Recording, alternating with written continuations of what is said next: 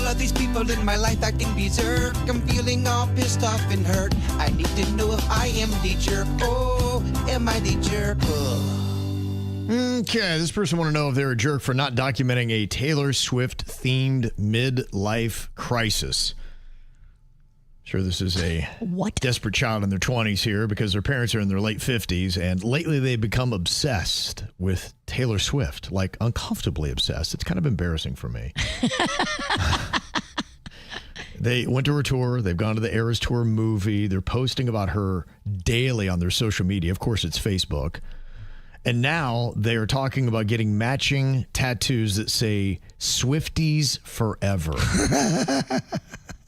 And I'm embarrassed. I think it's pretty obvious they're going through a midlife crisis and they're just trying to stay cool for the social media clout. But now they've been asking me to film them in their various dances and now in getting the tattoos so they can post it on their TikTok. They're going to move on up in the world. I don't know if I want to be a part of this project. Oh. Am I a jerk if I don't support their behavior? Here's what I love. It's your parents. It sounds like it's your parents, and they're doing something together that they both love. You could only be so lucky for your parents to have passion on the same topic and love it.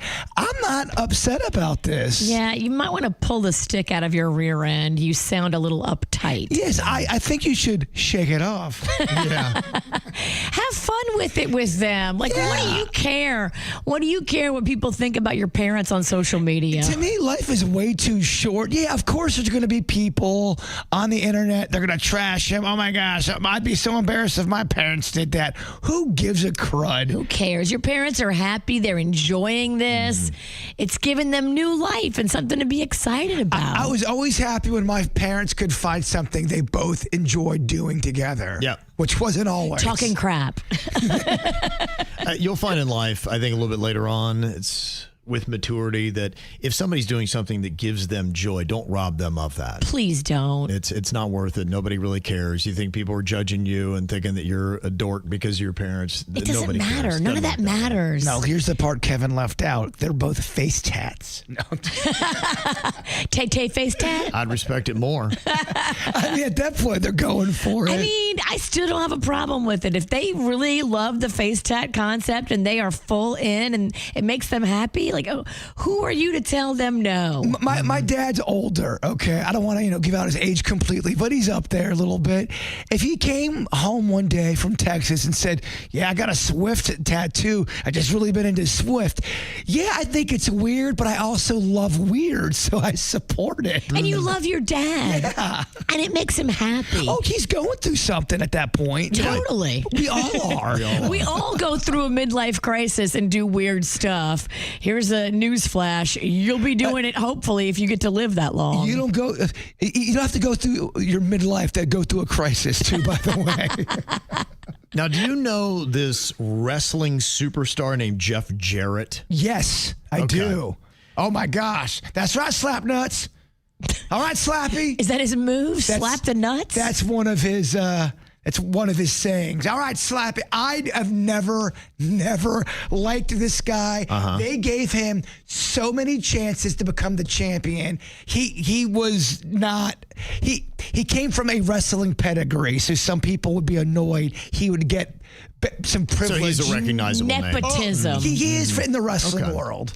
Well, he was telling a pretty amazing story to TMZ Sports about what Taylor Swift did when his wife Jill was diagnosed with breast cancer. She came over and didn't bring her guitar in, but she actually ran back home that day because the girls wanted her to sing and play. It was just started out with, I don't know, the girls, 5, 6, 7 people of us there. And then it was, around Christmas time and it was on a weekend and kind of one thing led to another and Taylor went and got a guitar and then some more people dropped by. And by the end of the afternoon, Taylor played about 3 hours and it ended up probably in our great room. It's a pretty big space. There was probably 35, 40 45 people at the end of it. But man, that was, I guess you could say that was, we had known her beforehand and again in the community, but that was where I think in a lot of ways, and I'll get emotional saying it, she kind of bonded with the family, specifically with the girls. How crazy is that? They said that she was playing with the kids, baking cookies, and still stayed in touch after Jill passed. She did not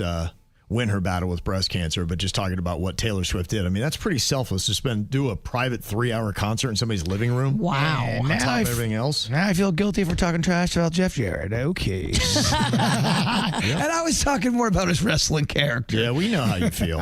It was Did he yell, very clear. slap them nuts during the Taylor Swift show? No, probably not, Slappy.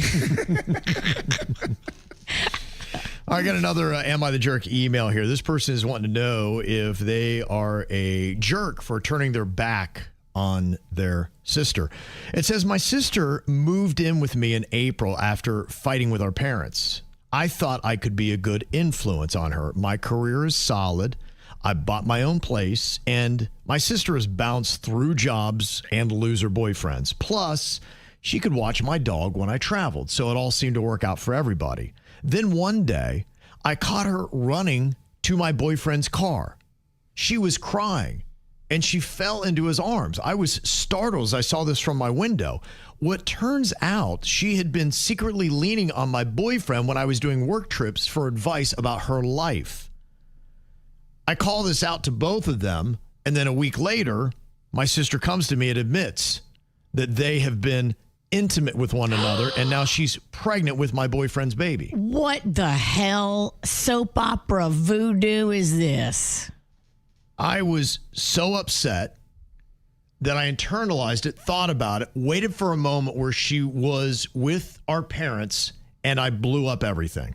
Made a big old scene. Oh, she did a Survivor, vote you off the island kind of moment. Can't say I blame her. My boyfriend was there. I dumped him on the spot, and I told my sister to pack up her you-know-what and get out. Yeah. Where's the problem? Our parents said, yeah, we don't have the space or the emotional input to be able to deal with this situation, so don't stay with us. Look to your aunt. She did.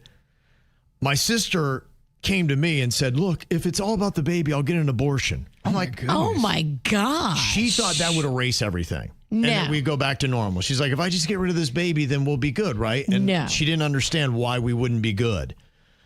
I said, it doesn't work like that.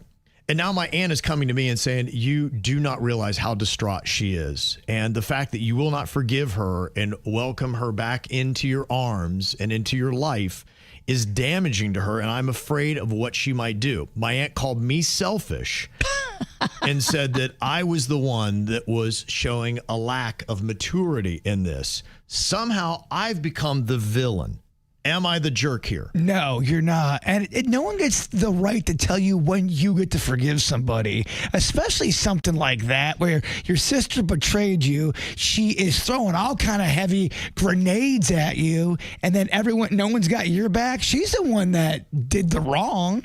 It sounds like everybody in the family feels sorry for your sister because she's a disaster and a dumpster fire of a human. Well, there's a certain point you tried to help her. You brought her into your home. You gave her everything, and then she basically pooped on you in your own home, hooking up with your man. No. And tell the aunt to go mind her own business. It's The really aunt can take her in. yeah. Have the aunt take her Yeah, in. she's your problem now. She's his problem now. By the way, that's your ex-husband. He needs to boyfriend. He needs to step up and take care of her. Both of them. And by the way, you're supposed to feel bad and supposed to feel kind of crappy if you're a cheater. You are. And not only are you're a cheater as the boyfriend, and you're double crossing your sister. You should feel bad about that. Shady. It sounds like the only thing she does well is manipulation, the sister. And so she is now putting it into the family that I could hurt myself or this baby, and it's my sister's fault.